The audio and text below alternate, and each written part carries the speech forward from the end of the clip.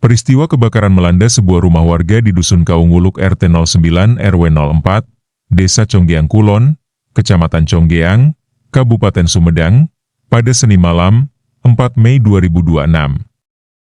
Rumah yang terbakar diketahui milik Yayat Marliah, 65, seorang warga setempat. Kejadian tersebut berlangsung sekitar pukul 20.59 waktu Indonesia Barat. Saat itu, suasana di lingkungan sekitar relatif tenang sebelum warga tiba-tiba dikejutkan oleh munculnya api dari bagian belakang rumah. Dalam waktu singkat, api mulai membesar dan membakar sebagian bangunan, sehingga menimbulkan kepanikan di kalangan warga sekitar.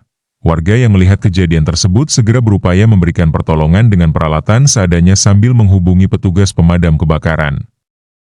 Kepulan asap tebal terlihat membumbung tinggi, membuat situasi semakin mencekam, terutama karena khawatir api merambat ke rumah-rumah lain di sekitarnya.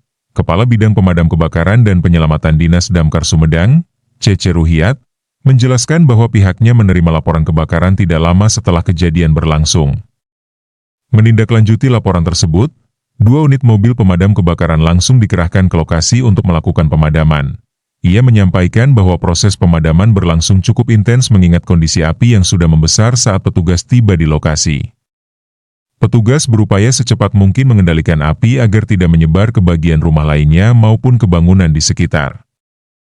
Setelah berjibaku selama kurang lebih 1,5 jam, api akhirnya berhasil dipadamkan sekitar pukul 22.30 waktu Indonesia Barat. Keberhasilan tersebut tidak lepas dari kerjasama antara petugas pemadam kebakaran dan warga yang turut membantu proses penanganan di lapangan. Ia menjelaskan bahwa meskipun kebakaran tidak menghanguskan seluruh bangunan rumah, kerusakan yang ditimbulkan cukup signifikan. Bagian belakang rumah menjadi area yang paling parah terdampak, sementara hampir seluruh bagian atap mengalami kerusakan akibat jilatan api. Beruntung, dalam kejadian ini tidak terdapat korban jiwa maupun luka-luka. Seluruh penghuni rumah berhasil menyelamatkan diri sebelum api membesar. Hal ini dinilai sebagai keberuntungan di tengah musibah yang terjadi secara tiba-tiba.